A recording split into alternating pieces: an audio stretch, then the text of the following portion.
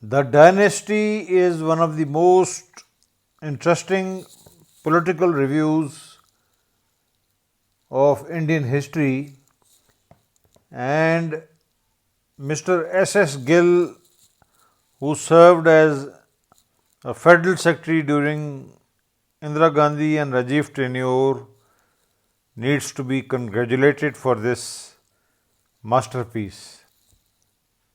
The Dynasty was published by the HarperCollins Publishers, Daryaganj, India in 1996. I reviewed this book in 2000. The Dynasty is one of the latest Indian biographies of the Nehru family. S. Gill is a career civil servant who was selected in the Indian Administrative Service in 1952 and served in various key positions in Indian civil service, including a stint as Secretary, Ministry of Broadcasting and Information in 1985, also his year of retirement. S. Gill is also a part-time journalist and frequently writes for Indian dailies and magazines. The Dynasty is the political biography of Jawaharlal Nehru, Indira Gandhi and Rajiv Gandhi. No mean task. Gill frankly admits that a cloud of secrecy has been imposed on researchers dealing with the Gandhi family. Thus his lament, the Nehru Memorial Museum and Library does not allow public access to the Nehru papers for the post-independence period. Gill continues and further clarifies, Sonia Gandhi is the sole custodian of all records relating to the Indira and Rajiv eras. So far, no researcher has been allowed to consult them. Gill thus sums up the problem: the denial of access to his source materials proves a crippling constraint for a biographer, unquote. So much for the freedom of information in India. Gill identifies Nehru's three critical errors as neglect of mass education, land reforms derailed, and colonial bureaucracy preserved. As per Gill, Nehru did not perceive the seminal value of mass education. Land reforms, in Gill's words, was a case of the horse bolting from the stable and were not seriously implemented. The third, Nehru admitted in his words, as Gill quotes, I failed to change the administration.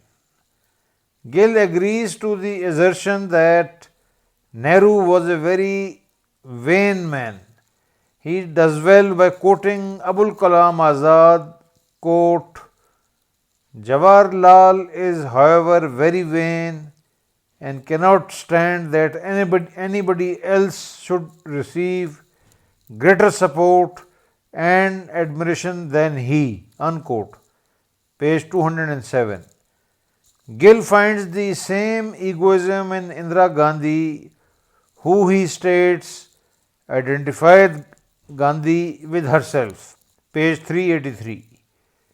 Gill then concludes by a quirk of logic.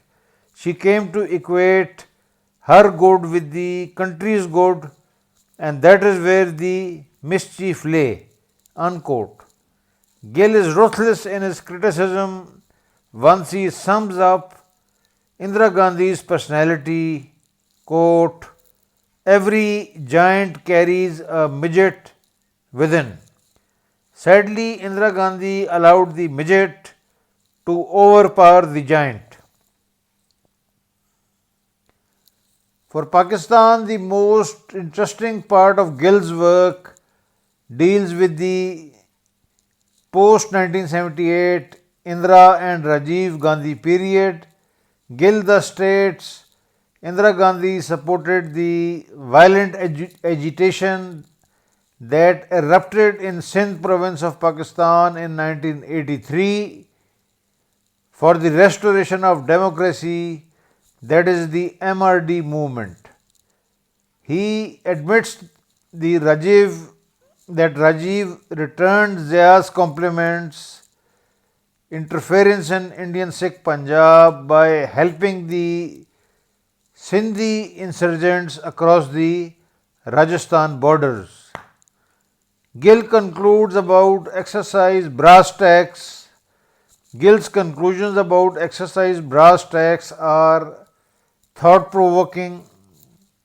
As per Gill, the general hankered after a war not because he was convinced of its inevitability, but as it offered him the only path to personal glory and a niche in history. Unquote. The aim of brass tacks, as per Gill, was separation of Sindh from Pakistan and thus a second breakup of the country. Unquote. The most interesting point that Gill makes is something very close to the Kargil scenario of 1999. Gill states that brass tacks was a personal war of Sundarji and Rajiv knew nothing about the actual aims. Thus, Gill describes Rajiv Gandhi's reaction once he heard about brass tacks, that is, quote, he hit the roof, unquote. You see, these Johnnies had almost pushed us into war with Pakistan, unquote.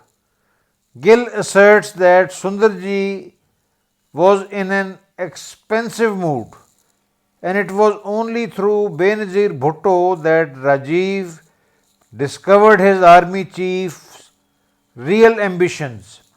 Gill then added, Benazir showed him, Rajiv, a copy of the minutes of his army commander's meeting. Rajiv returned a much wiser and sadder man and ordered some secret inquiries, unquote.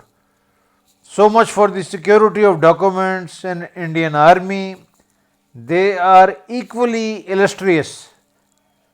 Gill's conclusion is thought provoking and convincing. Not only India but other countries of South Asia like Sri Lanka, Pakistan, and Bangladesh seem to love dynasties, unquote. But Gill differentiates once he says, in India the dynastic rule has served a useful purpose, unquote. Gill's book is a must-read book for all readers of modern Indo-Pak history.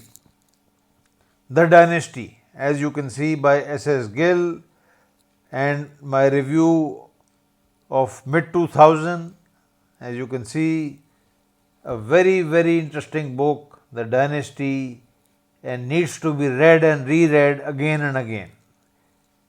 Many Indian readers got very angry when they read my review. I don't know why.